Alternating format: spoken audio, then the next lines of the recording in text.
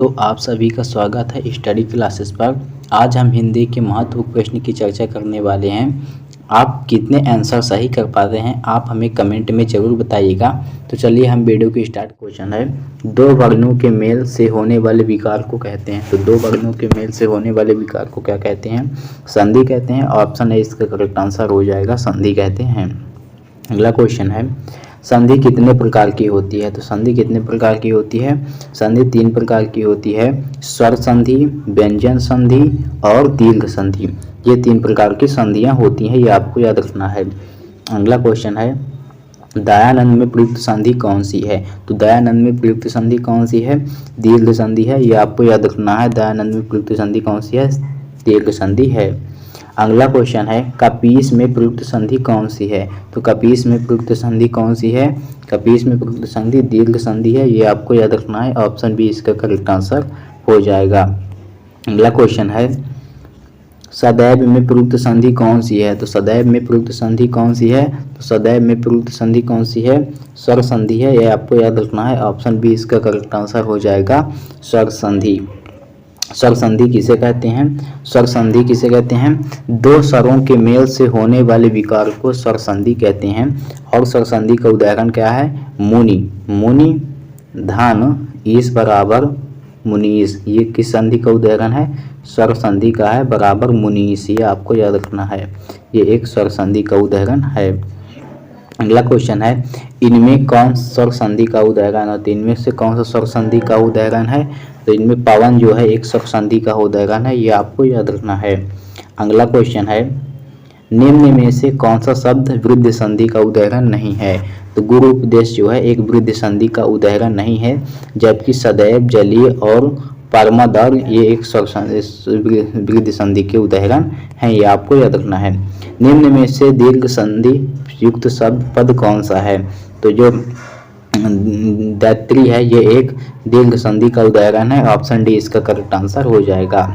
अगला क्वेश्चन है, पवित्र में प्रयुक्त संधि कौन सी है? तो पवित्र में प्रयुक्त संधि कौन सी है? आयादी संधि है, ये आपको याद रखना है। पवित्र में प्रयुक्त संधि कौन सी है? आयादी है। ऑप्शन सी इसका करेक्ट आंसर हो जाएगा, आयादी संधि। आयादी संधि का उदाहरण क्या होता है? पो धन इत्र, पो धन इत्र जो होता है ये एक आयादी संधि का उदाहरण है, ये आपको याद रखना है। अगला क्वेश्चन है, इत्यादि का सही संधि विच्छेद है। तो इत्यादि का सही संधि विच्छेद क्या है?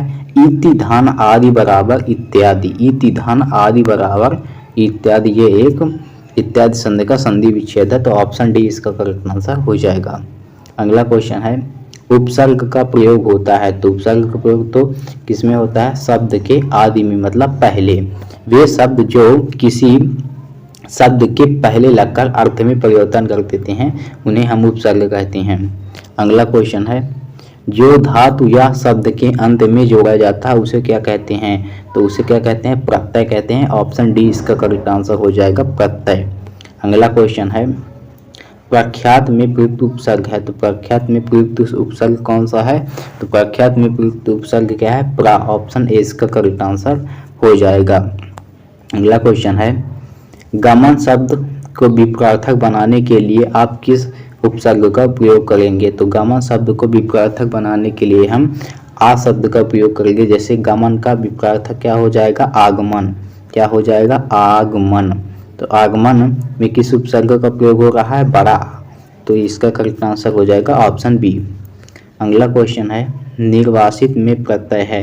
तो निर्वासित में प्रत्यय कौन सा है? इत प्रत्यय है, और इत प्रत्यय एक कृति प्रत्यय है, यह आपको याद रखना है।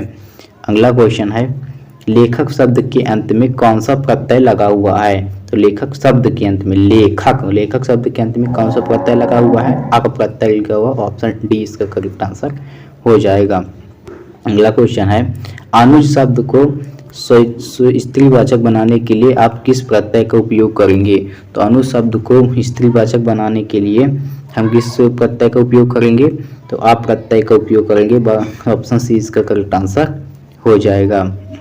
अगला क्वेश्चन है, सूत शब्द को स्त्रीवाचक बनाने के लिए आप किस प्रत्यय का उपयोग करेंगे? तो सूत शब्द को जो है स्त्रीवाचक बनाने के लिए आप प्रत्यय का उपयोग करेंगे। ऑप्शन बी इसका करेक्ट आंसर हो जाएगा, आप प्रत्यय। अगला क्वेश्चन है, स्पर्श शब्द को विलोमार्थक बनाने के लिए आप किस उपसर्ग का प्रयोग करेंगे? तो आप किस उपसर्ग का प्रयोग करेंगे? छोटा आ, मतलब ऑप्शन सी इसका यहाँ करेक्ट आंसर हो जाएगा, आप प्रत्यय का उपयोग करेंगे। अगला क्वेश्चन है, मोस्ट इंपॉर्टेंट है, दो या दो से अधिक शब्दों से मिलकर बने हुए न्याय सार्थक शब्द को क्या कहते हैं? तो समास कहते हैं। ऑप्शन बी इसका यहाँ करेक्ट आंसर हो जाएगा, समास। अगला क्वेश्चन है, समास का शाब्दिक अर्थ क्या होता है? तो संक्षेप में कहना।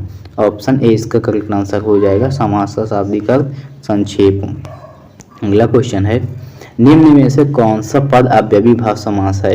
तो प्रतिदिन जो है एक अव्ययीभाव समास है, ये आपको याद रखना है, प्रतिदिन एक अव्ययीभाव समास है। अगला क्वेश्चन है, जिस समास में उत्तर पद प्रधान होने के साथ पूर्व तथा उत्तर पद में विशेषण विशेष संबंध भी होता है, वह कौन सा समास होता है? तो वह कौन सा समास होता है? ये आपको याद रखना है, कर्मधारय समास होता है। ऑप्शन बी इसका करेक्ट आंसर हो जाएगा। निम्न में से कर्मधारय समास किसमें है? तो कर्मधारय समास किसमें है?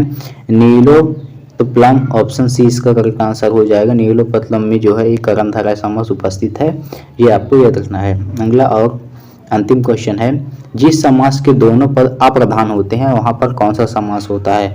तो वहां पर कौन सा समास होता है? बहुव्रीहि समास होता है। जिस समास के दोनों पद अप्रधान होते हैं वहां बहुव्रीहि समास होता है, ये आपको याद रखना है। तो आज के लिए इतना ही, मिलते हैं अगली वीडियो में, तब तक के लिए जय हिंद, वंदे मातरम।